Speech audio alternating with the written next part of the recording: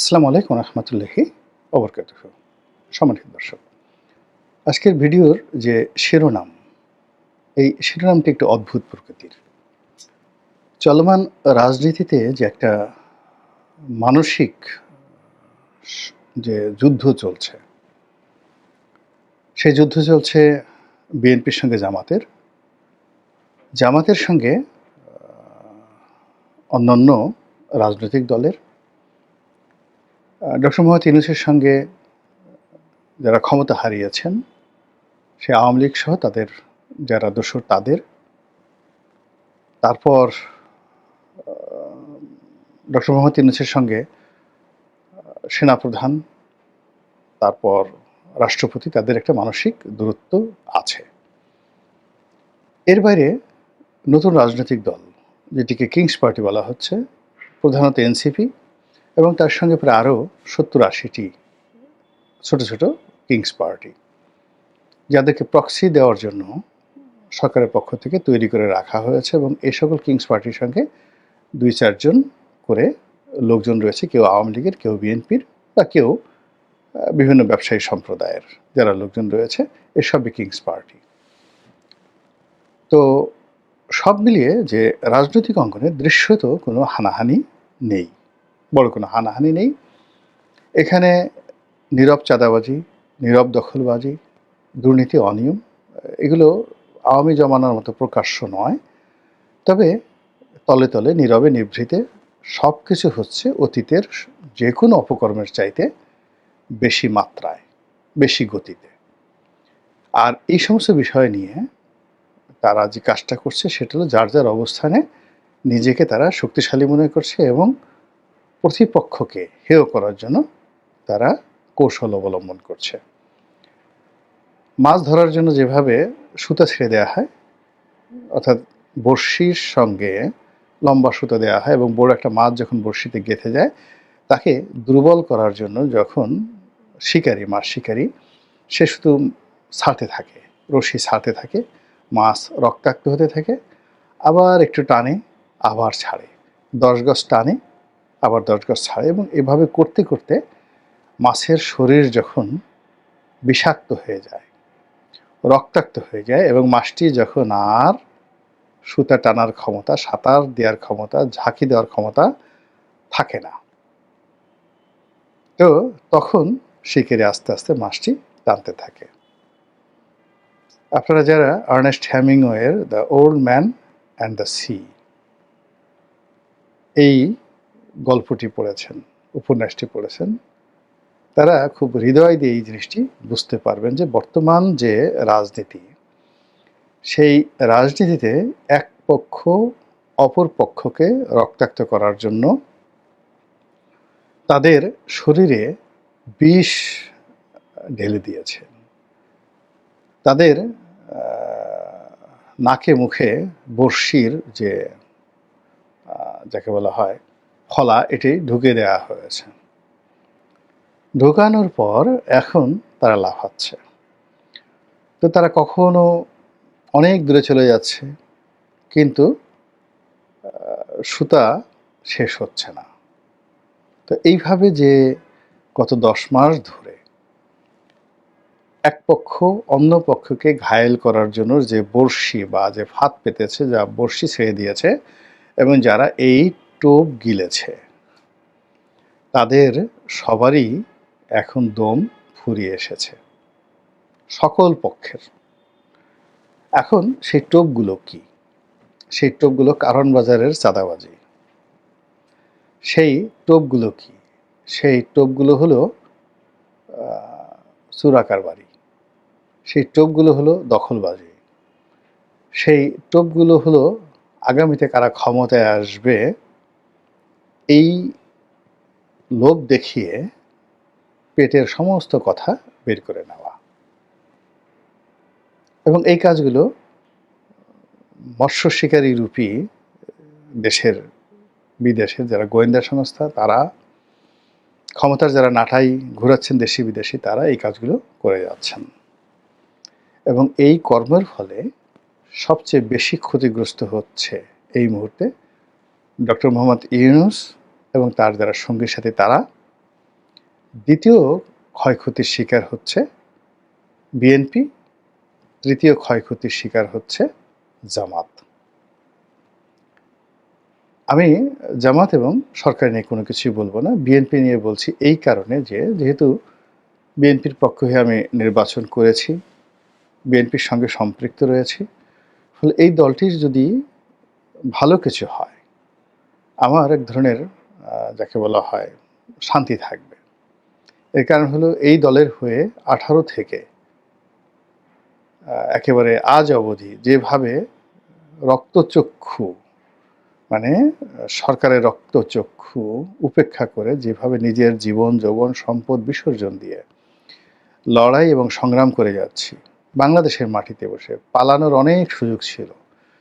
আমার যে অর্থবিত্ত ছিল বা এখনো আছে, এটা বিশ্বের যে কোনো দেশে আমি নিয়ে গিয়ে পায়ের উপর পা তুলে ছেলে মেয়ে সহ বাকি জীবন বসে বসে খেতে পারতাম। আমাকে বিদেশে গিয়ে ট্যাক্সি চালাতে হতো না, বিদেশে গিয়ে আমাকে কোনো কোম্পানিতে চাকরি করতে হতো না। এবং আমার বাংলাদেশে যে আয় রোজগার সেটা হলো বৈধ ইনকাম, এবং বৈধ ইনকাম শুধুমাত্র বিদেশে পালানোর সময় অন্য সবাই যে কাজগুলো করে সেই টাকা তারা পাচার করে হুন্ডি করে নিয়ে যায়। আমাকে শুধু অতটুকু ইররেগুলারিটিস করতে হতো, আর কিছু করতে হতো না। কিন্তু আমি যদি চাইতাম যে আমি ইস্তাম্বুলে থাকবো, আমি রিয়াদে থাকবো, নিউ ইয়র্কে থাকবো, প্যারিসে থাকবো, লন্ডনে থাকবো, ছেলে মেয়ে নিয়ে রাজার হাল থাকতে পারতাম। কিন্তু ও চিন্তা আমার মাথায় আসেনি, এখনও আসছে না। আমি এই বাংলাদেশে থাকতে চাই, বাংলাদেশে মরতে চাই, এবং যা কিছু বীরত্ব কথাবার্তা যা কিছুই বাংলাদেশে বসে বলতে চাই, যা হওয়ার হবে, এইভাবে চলে আসছি। 2 নম্বর হলো যে আমি আমার জীবনে কখনোই ক্ষমতার কাছে মাথা নত করিনি।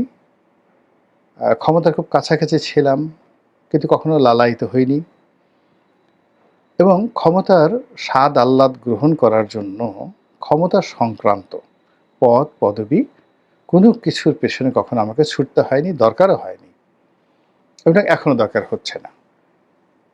আওয়ামী লীগ যখন ছিলাম, আওয়ামী লীগের একেবারে কেন্দ্রে ছিলাম, বিএনপিতে আছি, এখনও বিএনপির ভালো অবস্থানেই আছি। তারপরে যখন যারা ক্ষমতা আছেন তাদের সঙ্গেও আমার আগেও ভালো সম্পর্ক ছিল, এখনও ভালো সম্পর্ক আছে। কিন্তু এর বিনিময়ে একটা কিছু পেতে হবে বা একটা কিছু করতে হবে, চিন্তাই কেন যেন মাথায় আসে না। হয়তো এভাবে আমাকে তৈরি করেছে। ফলে আমার যে ভালো বলেন, আমি বলি, বা মন্দ বলেন, এই কথা বলাটাই আমার অপরাধ বা আমার সফলতা।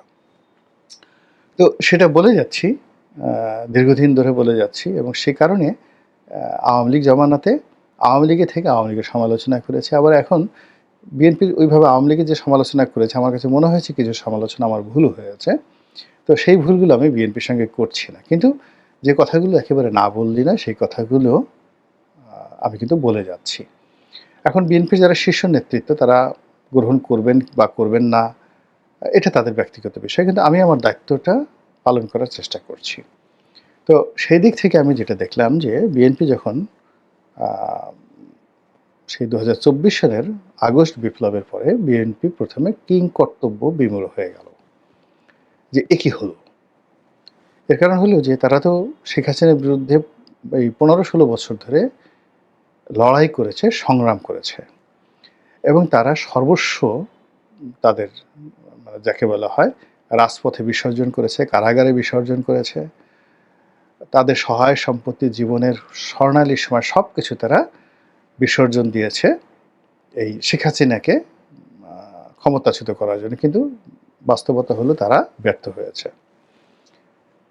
২ নম্বর হলো যে তারা এই যে জুলাই আগস্ট যে বিপ্লব হলো, সেই বিপ্লবকে তারা প্রথমে সমর্থন দিতে চায়নি, কিন্তু পরবর্তীতে তারা নৈতিকভাবে সমর্থন দিয়েছে।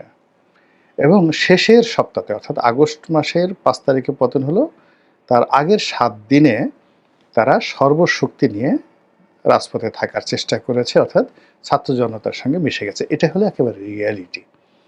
তো ফলে যখন বিজয়টা আসলো, তারা বুঝতে পারলো না যে এই বিজয়টা কি তাদের, নাকি ছাত্র জনতার, নাকি ফেরেশতার, নাকি জিনের, তারা বুঝতে পারলো না। এর মধ্যেই অনেকগুলো ঘটনা ঘটে গেল। সরকার গঠন হয়ে গেল, তারপর শেষে সেই সমন্বয়কদের আবির্ভাব হলো, তরুণদের আবির্ভাব হলো, তারা খুব চুপচাপ রইল। পুরো আগস্ট মাসটা তারা চুপচাপ রইল। সেপ্টেম্বর মাস থেকে তারা দেখলো যে তাদের জায়গা জামাত দখল করে ফেলেছে এবং জামাত সব জায়গাতে প্রাধান্য করছে এবং বিএনপিকে সবাই মাইনাস করার জন্য, ছোট করার জন্য, হেয় করার জন্য তারা চেষ্টা করছে। তখন তারা ঘুরে দাঁড়ালো।